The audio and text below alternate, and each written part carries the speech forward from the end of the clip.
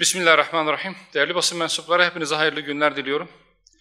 Ülkede her gün yeni bir gündem meydana geliyor ve her bir gün bir önceki gündemi adeta unuttururcasına olaylar peş peşe gündemi sarsıyor. Yasa dışı bahis oynattıkları gerekçesiyle aralarında ünlülerin de olduğu onlarca kişi gözaltına alındı. Önceki günlerden bugünlere kalan başka bir gündem de Ankara Büyükşehir Belediyesi'nin konserlere verdiği onlarca milyon liralık para, harcadığı para, milletin parası. Bütün bu hengamenin içerisinde bizler acaba asgari ücret miktarı ne olacak, yeniden değerleme oranları nasıl belirlenecek diye uğraş veriyoruz. Bu yasa dışı bahis oynatanların gözaltına alınması, haklarında yasal işlem başlatılması ile ilgili elbette birkaç kelam etmek gerekiyor.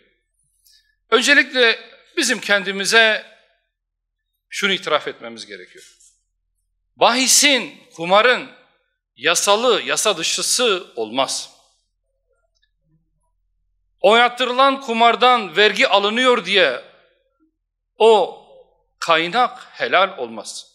Rahmetli Alev Alatlı'dan da ilhamla şunu söyleyebiliriz. Her kanuni olan hukuki değildir. Her yasal olan da helal değildir. Bizim fabrika ayarlarımıza bir an önce dönmemiz gerekiyor. Sırf vergisini vermedi diye ya da tersinden söyleyelim, vergisi verildi diye haram olan bir şey, suç olan bir şey meşru olmaz, yasal olmaz. Devletin, hükümetin, yetkili bütün organların, toplumun ahlaki çöküntüsünde önemli rol oynayan bu türden alışkanlıklara karşı mücadele sergilemesi gerekirken, bunların önüne set çekmesi gerekirken, görüyoruz ki bu kötü alışkanlıklar vergilendirilince sanki meşru kabul ediliyor. Sen gayrimeşru bir alışkanlığın, haram bir paranın vergisini almakla millete hizmet edebileceğini mi zannediyorsun? Bizim öncelikle değerlerimizi yerli yerine oturtmamız gerekiyor. Son günlerde Ankara Büyükşehir Belediye Başkanlığı'nın konserlere harcadığı onlarca milyon liradan, eski parayla çarpıcı olsun diye söyleyelim, onlarca trilyon liradan bahsediyoruz. Hani halkın belediyeciliğiydi, hani sosyal belediyecilikti, hani fakir fukaranın yardımcılığıydı belediye? Fakire 3-5 kuruş verirken farklı kaynakları konser adı altında birilerine peşkeş çekmek değildir belediyecilik. Belediye yetimin, öksüzün malıdır. Belediye fakir fukaranın kapısıdır. Eğer siz elinizdeki imkanları har vurup harman savurur, gereksiz işlere harcarsanız elbette millet bunun hesabını sizden sorar.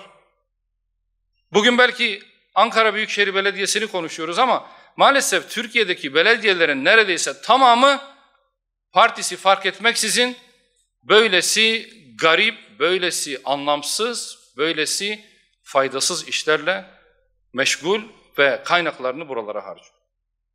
Gerçekten de artık yerel yönetimlerin, belediyelerinin çok ciddi manada denetlenmesi gerekiyor.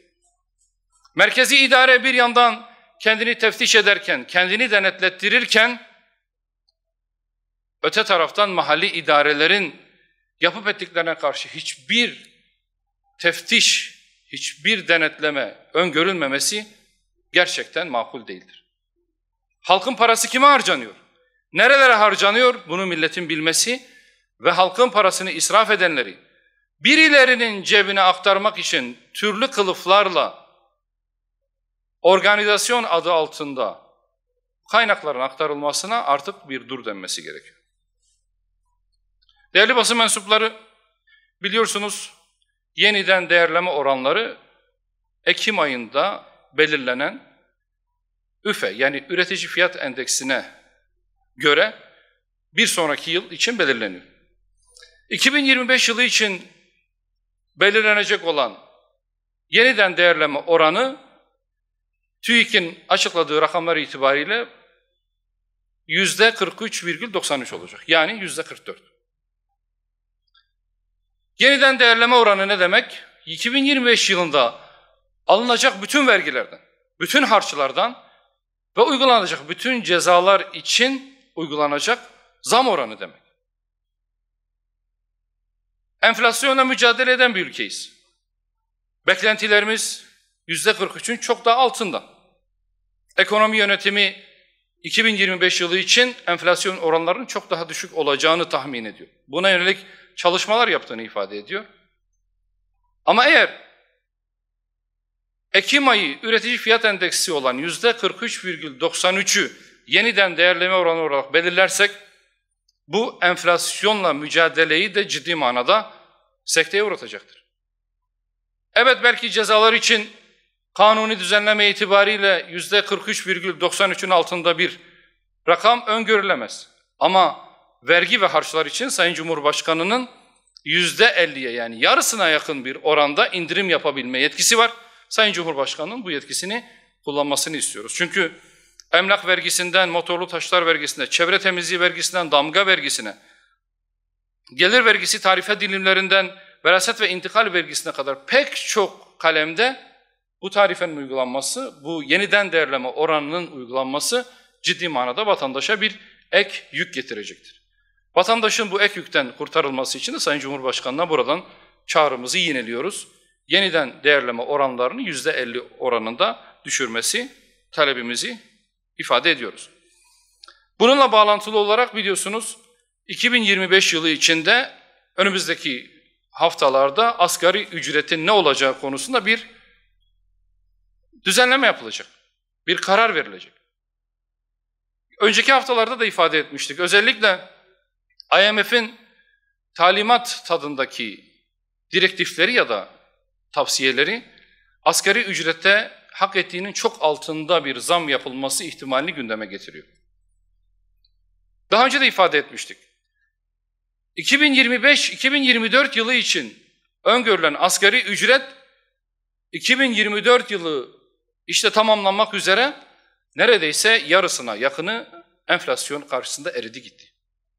2025 yılı için belirlenecek enflasyonun 2024 yılında gerçekleşen enflasyon oranları da dikkate alınarak belirlenmesi, buna göre bir zam yapılması artık bir mecburiyet halindedir. Bizim teklifimiz şudur: her ne kadar farklı partilerce farklı oranlarda bir asgari ücret için zam öngörüsü ileri sürülmüş veya asgari ücret için bir fiyat, bir miktar belirtilmiş ise de biz gerçekleşen enflasyon oranından en azından asgari ücrete bir zam yapılmasını teklif ediyoruz ve bize göre de bu rakam 2025 yılı için 30.000 TL'nin altına düşmemelidir. Çünkü biz asgari ücretlileri enflasyona ezdiremeyiz. Sermaye iş gücü karşısında her zaman avantajlı durumdadır. Sermaye korunup kullanırken emeğin enflasyona karşı ezdirilmesi kabul edilemez. Dolayısıyla biz 2025 yılı için asgari ücretin en az 30.000 TL olması gerektiğini ifade ediyoruz. Teşekkür ediyorum arkadaşlar. İyi günler diliyorum.